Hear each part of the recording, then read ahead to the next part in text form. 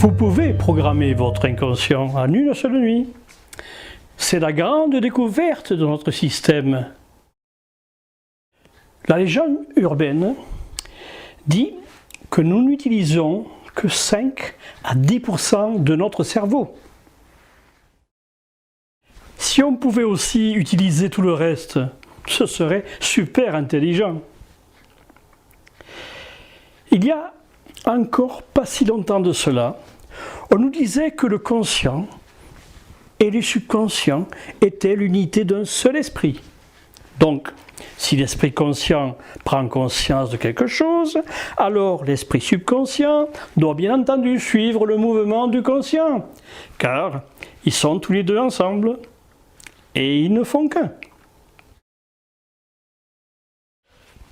Mais aujourd'hui, et c'est la grande découverte de notre époque, les nouvelles sciences, les spécialistes en neurobiologie nous disent tout à fait le contraire. Nous avons 2 esprits distincts et chacun d'eux apprend de façon différente. Voici la partie critique. L'esprit conscient est créatif. Il apprend de manière créative. L'esprit conscient peut lire un livre de développement personnel et après sa lecture peut se dire « Ah oui, j'ai appris, je sais comment faire ceci, je devrais faire cela de cette façon. Ma vie pourrait être vraiment bien si je faisais les choses comme cela. » Et puis vous vous dites « Eh bien, je viens de lire le livre et je comprends comment tout cela fonctionne, mais pourtant, ma vie est toujours la même. » Vous pouvez assister à des conférences, suivre des stages de développement personnel, regarder des vidéos sur YouTube, et votre esprit conscient étant créatif peut apprendre juste à partir de ça. Vous pouvez lire et lire encore et encore. Mais oh, qu'en est-il du subconscient? Voilà le problème, car il est un esprit d'habitude. Alors, comment crée-t-on une habitude? Je vais lire le livre 1 fois, 2 fois, 3 fois et plus. Mais ce n'est pas une habitude. Alors quel intérêt? Le livre d'auto-assistance que vous avez lu vous a apporté des informations, vous a éduqué et a amélioré votre conscience. Il n'a touché aucun programme de votre subconscient. Vous avez le même comportement que celui que vous aviez avant de lire le livre. Pourquoi? Parce que l'esprit conscient apprend en lisant le livre. Pour les informations que vous avez grévées dans votre subconscient, eh bien vous n'apprenez rien de cette façon et de cette même seule lecture du livre. La psychologie est aussi comme ça. Je peux retourner en arrière et trouver que ma mère a fait cela et que mon frère a fait ceci et que mes amis ont fait cela au cours de la vie et que ça explique pourquoi je suis fou. Et une fois que je sais cela, où va se savoir? Le conscient sait tout cela. Et une fois que le conscient le sait, votre vie va-t-elle changer? Non, car le conscient apprend d'une façon et le subconscient d'une autre façon. Donc, si l'esprit conscient et l'esprit subconscient apprennent de manière différente, comment puis-je enseigner à mon esprit subconscient? En premier lieu, beaucoup d'entre vous se parlent à eux-mêmes. Vous savez, j'aimais fumer des cigares. Ma partenaire les appelait la fumée de la mort. Mais j'aimais beaucoup fumer un cigare. Et bien entendu, ma santé n'était pas si bonne à l'époque. Donc, ma programmation mentale était « ne fume plus, ne fume plus ». Et je me répétais « ne fume plus, ne fume plus ». Et bien entendu, 10 minutes plus tard, j'allumais un nouveau cigare et il était à peu près fini quand mon esprit s'est mis à penser « Oh, mon Dieu, tu es en train de fumer !»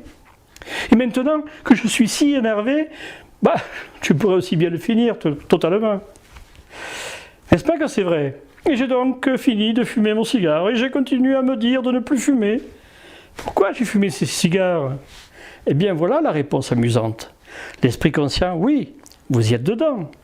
Rappelez-vous que je vous ai dit que c'est une graine de votre identité, votre esprit, votre conscience, c'est là que vous êtes. Alors qui est dans l'esprit inconscient? Il répond, personne. Il n'y a personne là-dedans. Et c'est pourquoi nous n'arrivons pas à changer ces vieilles habitudes. Avez-vous déjà essayé de parler à un ordinateur? C'est une machine, un enregistreur numérique, programmé. Pourquoi est-ce pertinent? Eh bien, disons que j'enregistre un programme sur mon appareil, que j'appuie sur la touche lecture, que j'écoute et que je me dis « je n'aime pas ce programme ». Alors je dis à mon enregistreur « ok, change de programme, fais quelque chose de plus amusant, quelque chose que j'aime mieux que ça, mieux que le programme que tu viens de passer ». Mais voilà, le programme continue à jouer, comme avant. Et tu t'énerves un peu plus. Allez, s'il te plaît, change de programme. Je te demande de changer de programme. Ne fume plus. Tu ne te souviens pas de ce que je t'ai dit. Ne fume plus. Et je fume encore, et encore. Et je deviens frustré, très en colère contre moi-même. Et puis, j'ai vraiment envie d'abandonner. Car combien de fois dois-je me dire de ne plus fumer? Mais je finis toujours par allumer un autre cigare. Alors, je me rends compte que ça ne sert à rien de me le dire. Et encore, ça ne change rien du tout. Ce qu'il faut retenir, c'est que lorsque votre esprit conscient disait à votre esprit inconscient de ne plus fumer, à quoi vous attendiez-vous? À ce que le message de votre conscience soit compris par votre subconscient? Mais il n'y a personne pour entendre ce message. Et là, vous réalisez qu'il n'y a personne dans une machine subconsciente. Alors vous dites, je vais parler au lecteur de mon téléphone. Il joue une piste sur un album et vous lui dites de jouer quelque chose de différent. Vous lui parlez simplement, gentiment. Mais voilà, il y a un problème car dans le subconscient, il n'y a personne pour vous écouter. Alors vous vous dites, comment pourrait-il comprendre? Comment pourrait-il changer? Comment apprend-il? Et voilà les 3 choses à réécrire dans votre subconscient. Numéro 1, par hypnose. Comment a-t-il appris pendant les 7 premières années de la vie, durant cette période programmable, où comme une éponge, comme un enregistreur, il captait toutes les informations provenant de votre papa, de votre maman, de vos frères et de vos sœurs, de vos amis, de votre famille, de votre entourage? À cet âge-là, le cerveau capte, car il est en basse fréquence vibratoire, appelée θ, qui est l'hypnose. Donc, si j'utilise cette fréquence vibratoire qui est l'hypnose, je peux télécharger un programme. Oui, vous pouvez. Et c'est ce que vous devez faire. Et vous vous dites, est-ce que je dois avoir quelqu'un d'autre pour faire l'hypnose sur moi? Non, ce n'est pas nécessaire. Vous pouvez vous-même, dans un état vibratoire adéquat, la fréquence θ, écouter l'enregistrement contenant les suggestions que votre esprit subconscient est capable d'enregistrer en modifiant les anciennes croyances qui ont été provoquées dans votre conscient par cette habitude. Vous n'avez pas besoin de prendre rendez-vous avec un hypnothérapeute et de vous déplacer à son cabinet. Gain de temps et d'argent. Regardez, la vibration θ, ici, en bleu ciel, est une vibration basse, en dessous de la conscience qui est alpha.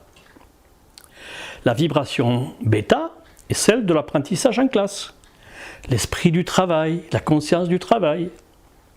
θ, qui est la phase d'hypnose ou d'imagination, et les enfants, pendant cette période θ, au cours des 7 premières années, mélangent l'imagination et la réalité.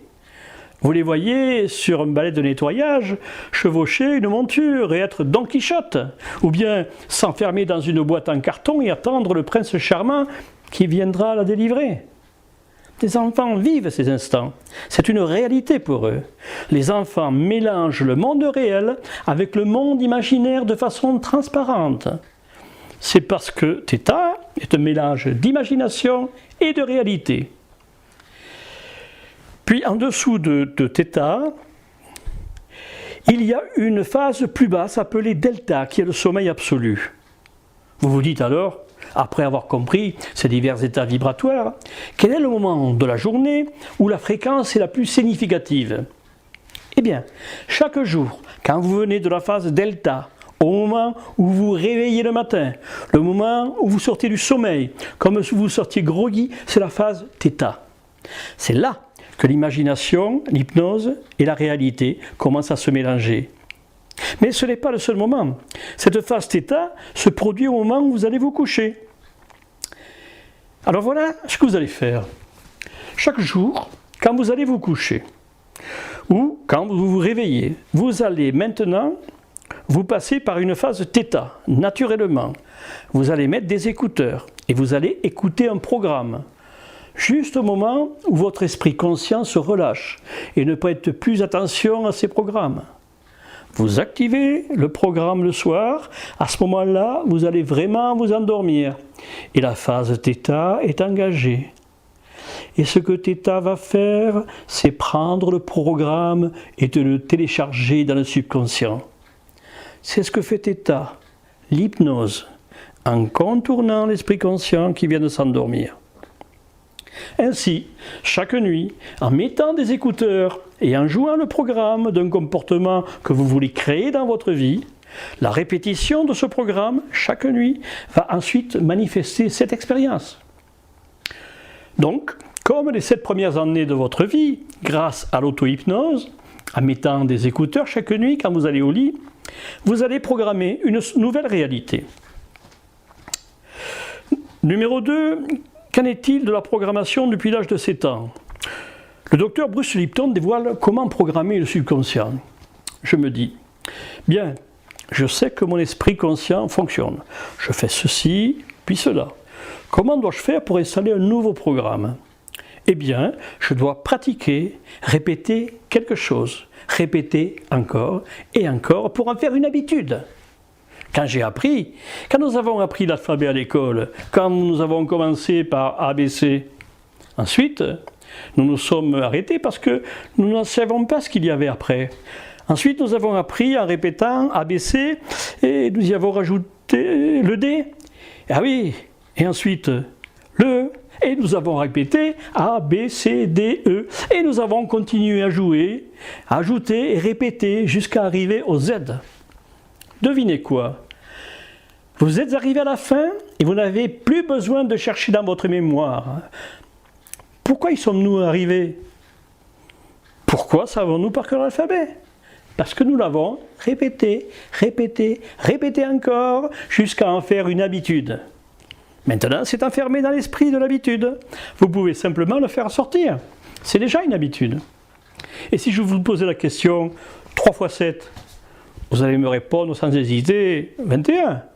Car vous avez répété et encore répété la table de multiplication. Pourquoi aujourd'hui les enfants ne savent plus compter? Parce qu'on ne leur a plus cela à l'école. Donc, la répétition, comme je viens de vous le rappeler, engendre une habitude.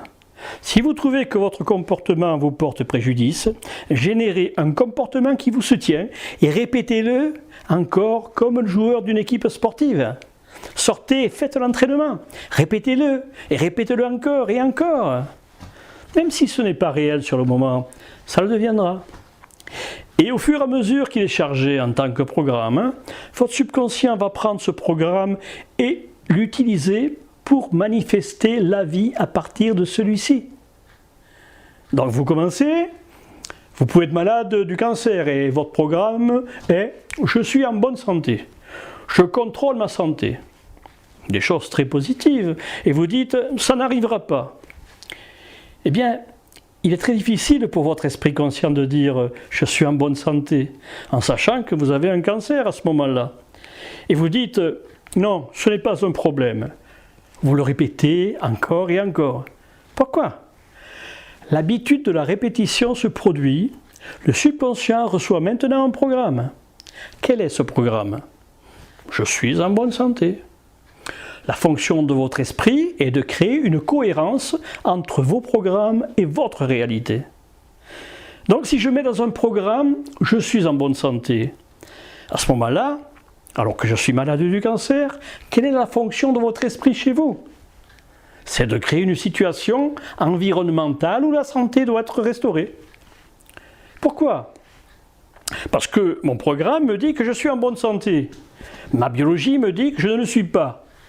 donc la fonction de mon esprit, est d'ajuster la biologie, donc une expression manifestée du programme. Je peux me guérir, mais pas avec mon esprit conscient. C'est une pensée positive. Je me dis, ouais, c'est une bonne chose positive. Je peux me guérir, je peux me guérir. Combien de temps dans la journée utilisez-vous cette pensée positive? Moins de 5%. Oh, ça ne va pas avoir beaucoup d'effet. Voulez-vous avoir un effet? Mettez-le dans le subconscient. Faites-en un programme et opérez 95% de la journée. Donc, vous avez appris que les deux façons d'apprendre et d'acquérir se passent dans le subconscient. Par l'hypnose, les 7 premières années, et par la répétition de modèles qui se produit après nos 7 ans. Comment avez-vous conduit votre voiture? Vous ne saviez pas vraiment conduire, car vous l'avez prise en main la première fois. Vous êtes entraîné, vous avez pris des cours, et vous avez expertisé tous les aspects de la conduite. Alors maintenant, vous montez dans la voiture, vous avez appris à la conduire pendant un certain temps. Vous ne pensez même pas à la partie mécanique. Vous tournez la clé et mettez le contact. Vous pensez déjà à votre destination. Tout cela est une programmation automatique du subconscient. N'est-ce pas vrai? Et vous pouvez ainsi transformer n'importe quel aspect de la vie par une programmation automatique du subconscient par la répétition. Vous vous rappelez de Philippe Croizon? Le 5 mars 1994, celui qui avait alors 26 ans a vu sa vie basculer lors d'un accident. Perché sur le toit de la maison pour y décrocher l'antenne télé, il s'est accroché dans la ligne électrique et a été électrocuté. Les médecins n'ont pas eu d'autre choix que de l'amputer des 4 membres. Le 18 septembre 2010, il a traversé la Manche à la nage. Quelques mois à peine après sa traversée de la Manche, il entreprend avec son ami Arnaud Chassery d'accomplir 4 traversées pour relier les 5 continents à la nage, de mai à août 2012. L'expédition est nommée « Nager au-delà des frontières ». Comment pensez-vous qu'il ait pu dépasser son handicap? Grâce à de nouvelles croyances qu'il a gardées dans son subconscient et la répétition des gestes. Être amoureux peut aussi être un programme subconscient. Pourquoi est-ce pertinent? Eh bien, quand vous vous arrêtez et que vous vous dites « Dieu, je suis si heureux, je suis amoureux », ou bien que vous marchiez simplement dans la rue « Je suis amoureux », c'est parce que votre subconscient dit « Je suis cela ». La plupart d'entre nous, 80 à 90%, ne s'aiment pas. Comment cela peut-il être possible? Et la réponse est simple, mes amis. Quels sont les programmes dans l'esprit de l'enfant pendant les 7 premières années? Les psychologues nous disent qu'environ 70% de ces programmes sont négatifs, redondants, déresponsabilisants et auto-sabotants. Et je me dis, mais comment sont-ils arrivés là? Et voilà la raison principale. Les parents agissent comme des coachs. C'est quoi un coach? Eh bien voilà un exemple. Voici un joueur de l'équipe, peu importe le sport, qui n'est pas performant. Il ne fait pas d'efforts. Donc le coach lui dit « Oh, allez, tu ne mérites pas d'être dans cette équipe. Pour qui te prends-tu? Tu n'es pas si bon que ça. » Juste pour faire chier le joueur? Non. Le joueur est en train de se dire « Oh mon Dieu, je dois être plus performant. Je dois travailler plus dur. Je dois faire mieux. Parce que je veux montrer à l'entraîneur que je le mérite. » Donc, la conscience du joueur comprend ce que l'entraîneur veut dire quand il a dit « tu n'es pas assez bon ». Et la conscience est une interprétation. Je ne suis pas assez bon parce que je ne suis pas performant. Par conséquent, je vais être plus performant. Je dis oui, mais cela ne se passe pas ainsi qu'un enfant ou qui que ce soit est conscient.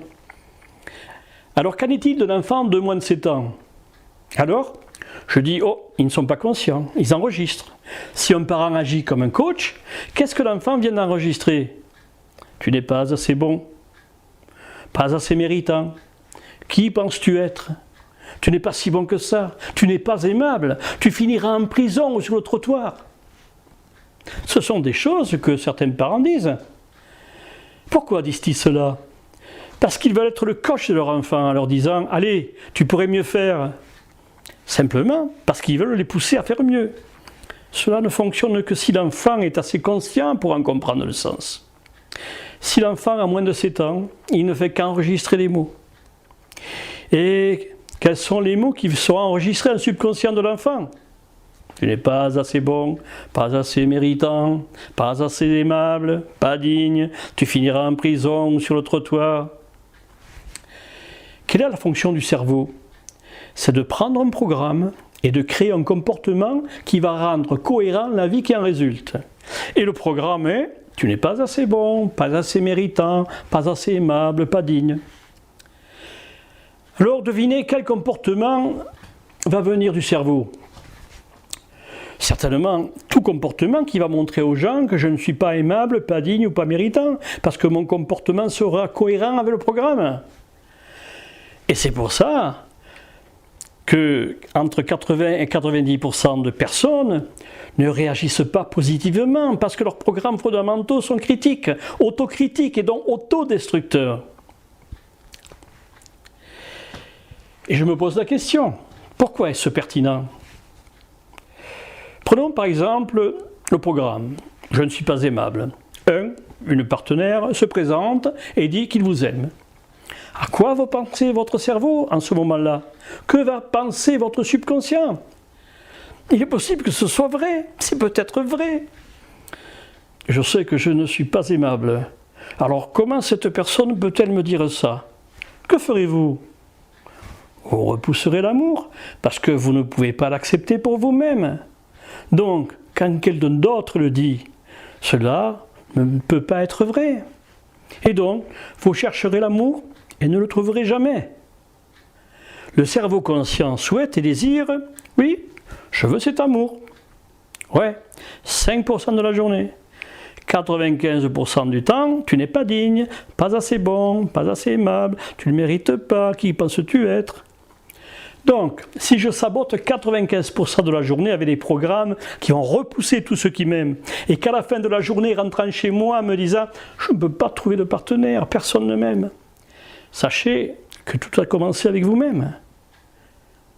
Si vous ne vous aimez pas, personne d'autre ne pourra vous aimer. La troisième manière est nouvelle, on l'appelle le super apprentissage. Cela revient à appuyer sur le bouton d'un enregistreur, d'un lecteur, et en appuyant sur le play, vous allez vous mettre en même temps dans un état de relaxation profonde, un état hypnotique. La phase θ, telle que je vous l'ai expliqué précédemment, de façon à ce que vous téléchargiez des informations dans votre subconscient. Avec la nouvelle psychologie qu'on appelle psychologie de l'énergie, e-learning ou apprentissage émotionnel, cela active l'équivalent du super apprentissage. Vous n'avez pas besoin de passer en revue toutes les expériences de votre vie. En quelques minutes, on peut reprogrammer une croyance dans votre subconscient et vous pouvez ressortir au bout de 10 minutes en étant une toute autre personne. Cette nouvelle psychologie est très excitante parce que le monde est plein de stress.